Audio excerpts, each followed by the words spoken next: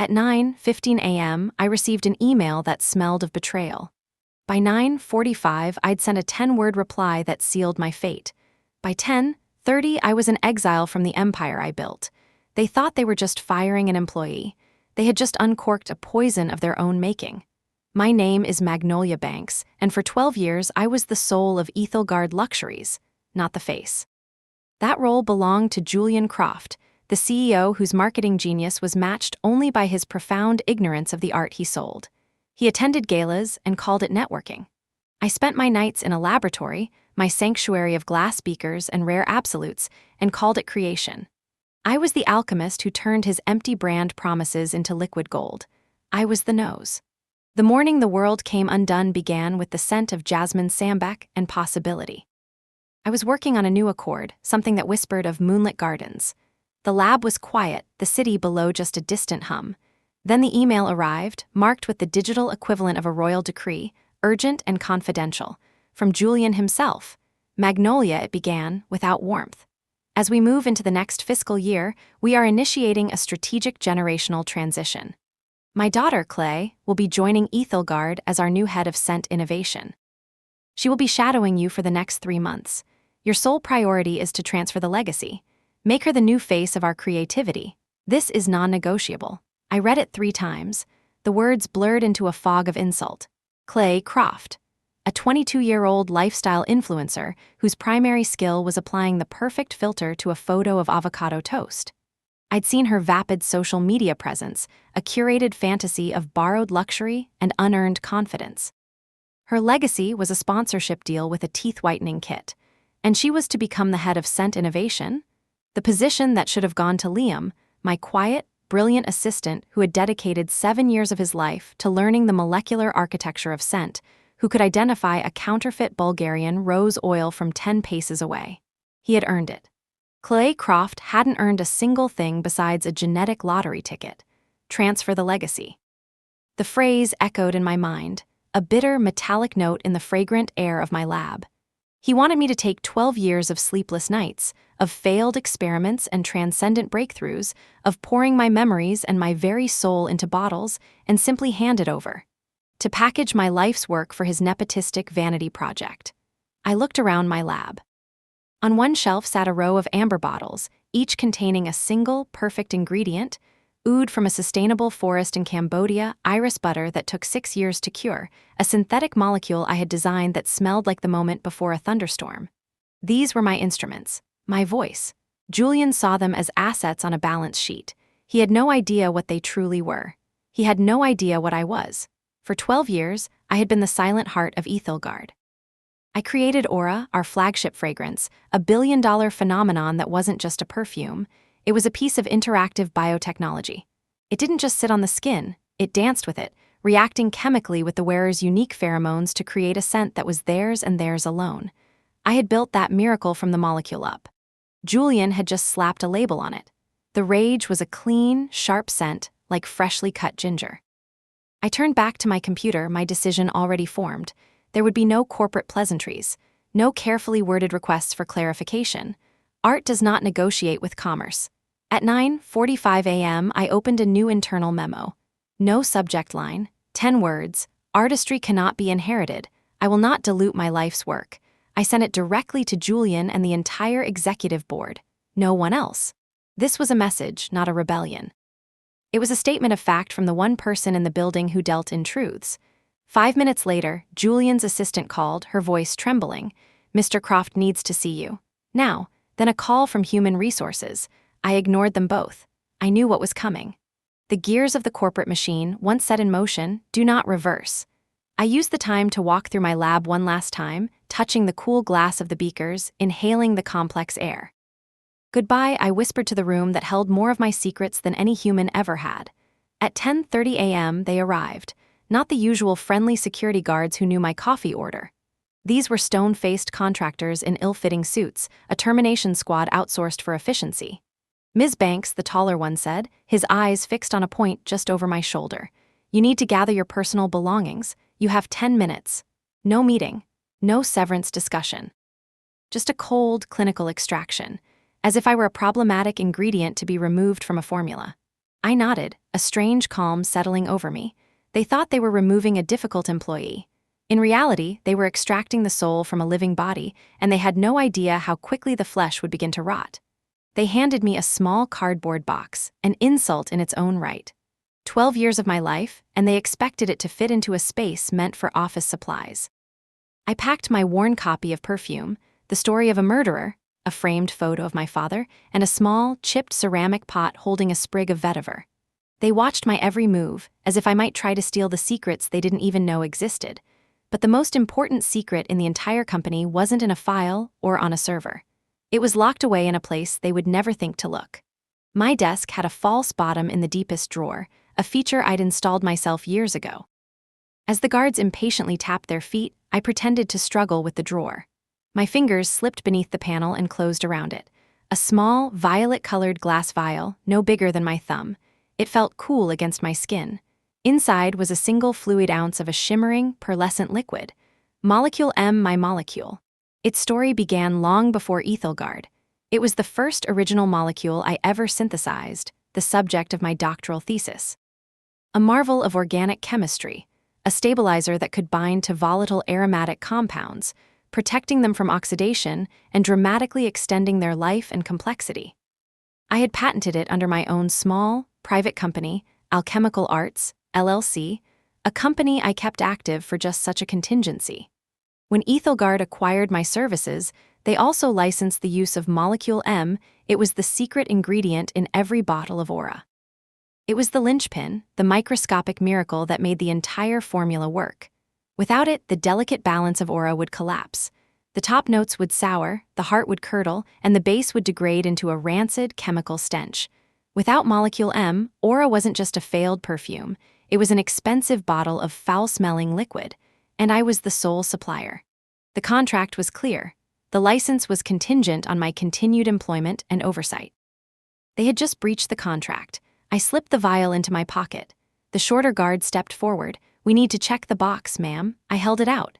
He rummaged through my meager possessions, satisfied I wasn't making off with company property. The fools. They were worried about pens and staplers while I walked out the door with the crown jewels. The walk to the elevator was a silent parade of shame. Coworkers averted their eyes, suddenly fascinated by the patterns in the carpet. Only Liam met my gaze, his expression a mixture of horror and dawning understanding. I gave him a slight, almost imperceptible nod. It wasn't over. As I stood on the curb at 10:40 a.m., the city's noise crashing over me, my phone buzzed. A news alert. Ethelgard Luxuries announces the launch of its new flagship men's fragrance, Aura Homme, at the Met Gala during New York Fashion Week. I smiled. They had just produced 1 million bottles of it last week. 1 million glass grenades, sitting in warehouses, their pins already pulled. They just didn't know it yet. The clock was ticking, not on a computer screen, but on a molecular level. Every bottle of their new blockbuster product was now slowly, inexorably beginning to die. 21 days.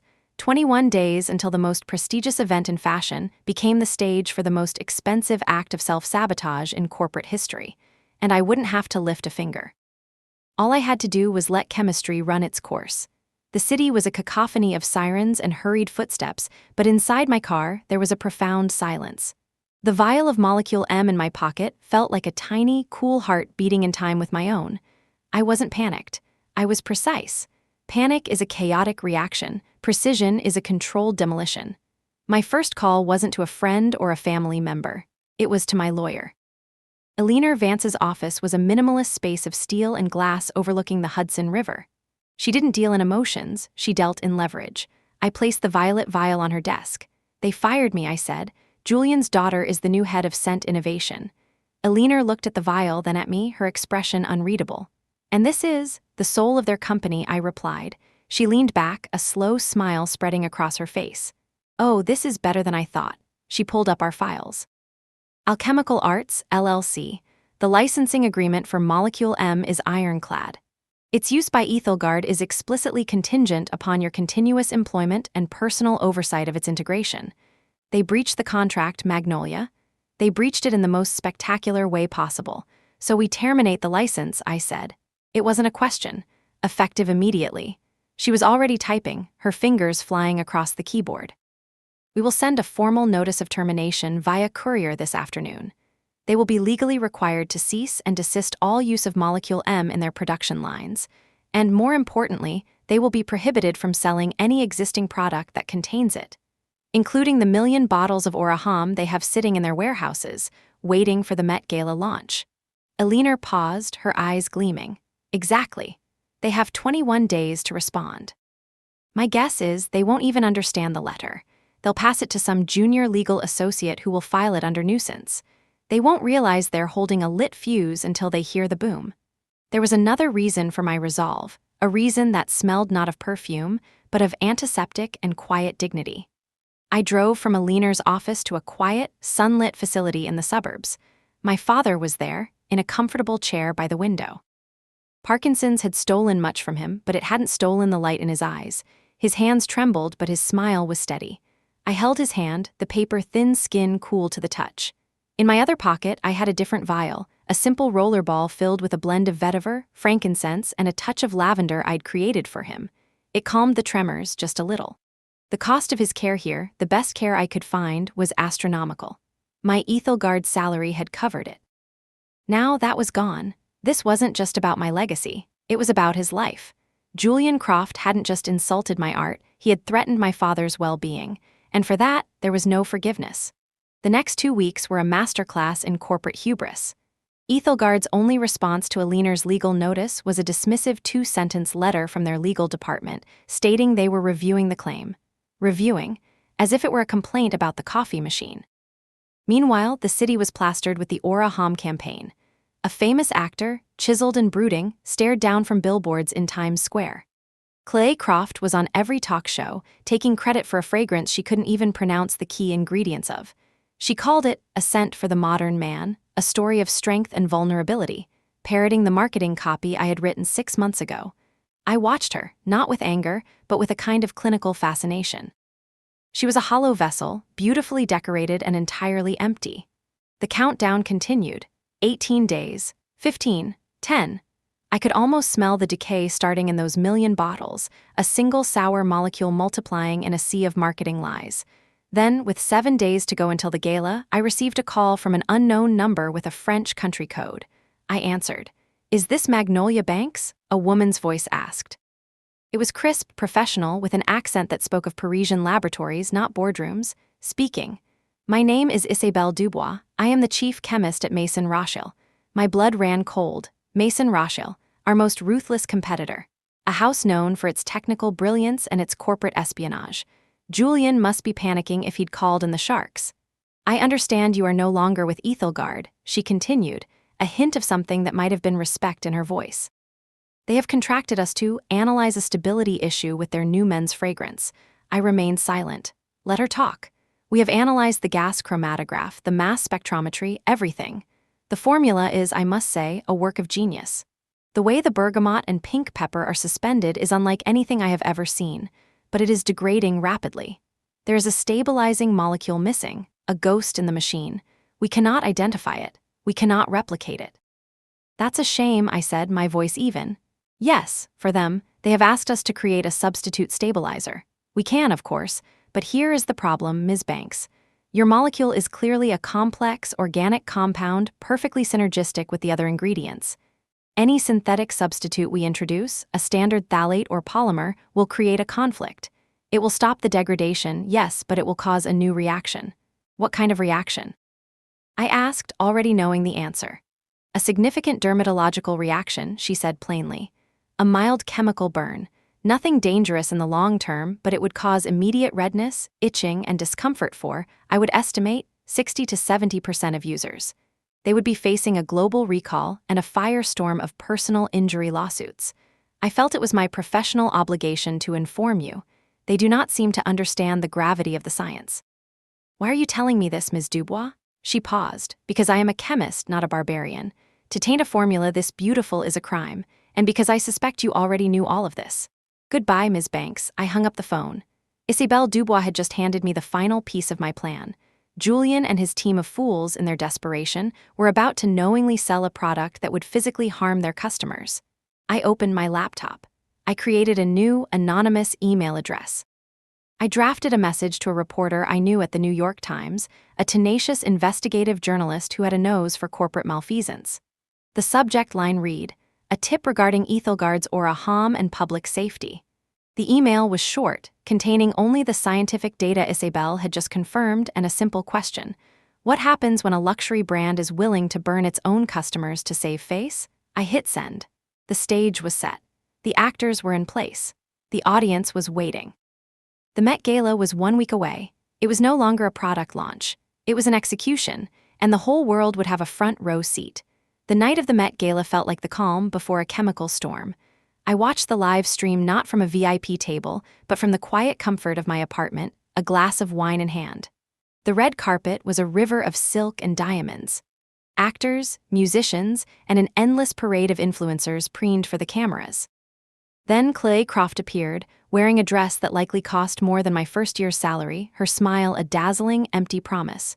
She held up a sleek black bottle of Aura Hom. "This isn't just a fragrance," she cooed to the interviewer, her voice echoing with rehearsed sincerity. "It's an experience. It's the scent of the future."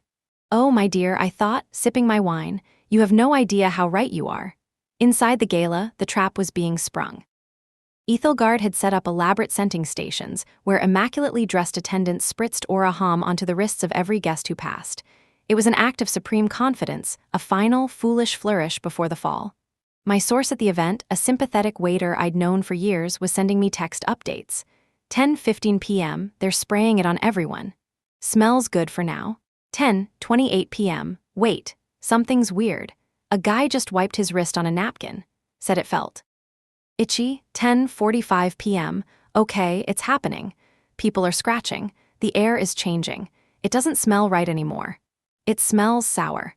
Then, the New York Times article dropped online. The headline was a digital guillotine. Ethelgard's new fragrance launch marred by safety concerns and reports of skin irritation. The article was brutal, citing an anonymous source from within the chemical industry who detailed the inherent instability of the Aura Hom formula without a key, patented stabilizing agent. It didn't name me. It didn't have to. It laid the science bare for all to see. The reaction was instantaneous. On the live stream, you could see the shift. Whispers turned to frantic phone scrolling. Smiles became tight and forced. Guests were seen subtly examining their wrists, their expressions turning from festive to concerned. Chloe Croft's influencer smile finally faltered as a publicist rushed to her side, whispering urgently in her ear. The camera caught the moment of dawning horror on her face, a perfect, viral meme of nepotism getting its just desserts. #Ethelgard stink wasn't just trending, it was exploding. By morning, Ethelgard's stock had entered freefall, plunging 60% in pre-market trading. Major retailers announced they were pulling all Ethelgard products from their shelves, pending a safety review. Class action lawsuits were being filed. The empire I had built the scent for was crumbling into ash, choked by the stench of its own arrogance. 2 days later, a different kind of call came. It was from Serafina Dubois, a legendary investor in the luxury sector, a woman who built and dismantled brands with the precision of a master watchmaker. She had been at the gala. She had seen it all. "Ms. Banks," her voice was like aged whiskey, smooth and potent. "I have just witnessed the most elegant act of corporate revenge I have ever seen. You did not break their company. You simply allowed it to reveal its own fatal flaw. I find that admirable." "What do you want, Ms. Dubois?" I asked.